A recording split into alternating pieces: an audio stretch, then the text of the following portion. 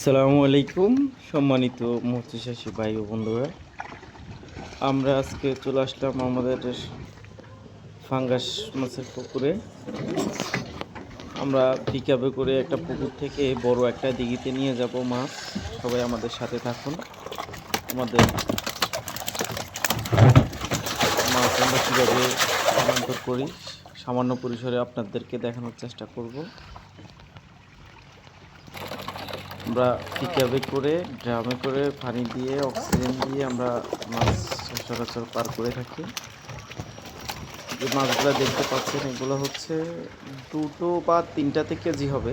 3টা হয় না, 2 থেকে আড়াইটা, মানে 2টা মাছেই 1 কেজি হয়, আধা কেজি ওজনের সাইজের মাছ। আমরা এগুলাকে এইখান থেকে বড় বিশাল এক দিঘিতে নিয়ে ছেড়ে দেবো। এখানে বাজারজাত করার জন্য আমরা এগুলাকে ফিড খাইয়ে খাইয়ে বড় করে বিক্রি করব। আপনারা দেখতে পাচ্ছেন আমার হাতে যে মাছটা আছে, এগুলা থাই বয়লা জাতের পাঙ্গাস।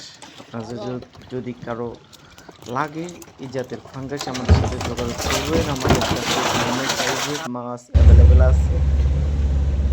আমরা এখন যাচ্ছি, গাড়ি লোড দিছি মাছ।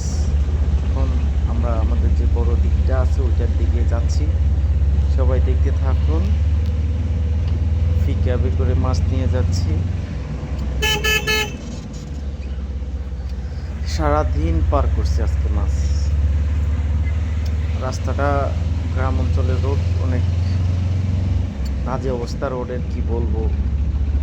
আসলে গ্রাম অঞ্চলের রোড অনেক বাজে, বলতে আপনার সংস্কার নাই এদেশের কিছু না।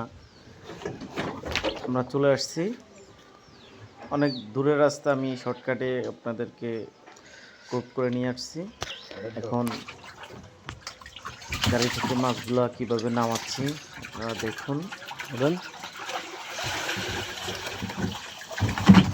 এগুলো এখন আমরা এখান থেকে যেটাতে নিয়ে আসছি, অনেক বিশাল বড় দিঘি বলছিলাম, ওইটাতে নিয়ে ছেড়ে দেব। সবাই দেখতে থাকুন। এই যে ছাড়লাম, ছোট পুকুর থেকে আইনা বড় পুকুরে দিতেছি। এটা আসলে মোবাইলে ছোট দেখা যায়, এটা অনেক বিশাল সাগর ছাইরা দিছি মাছ দিঘি। এটা অনেক টাকা ভাড়া, বছরে প্রায় 9 লাখ টাকা প্লাস, 9 লাখ টাকা শুধু দিঘি ভাড়া। আনুষঙ্গিক আরও অনেক খরচ আছে, অনেক মানে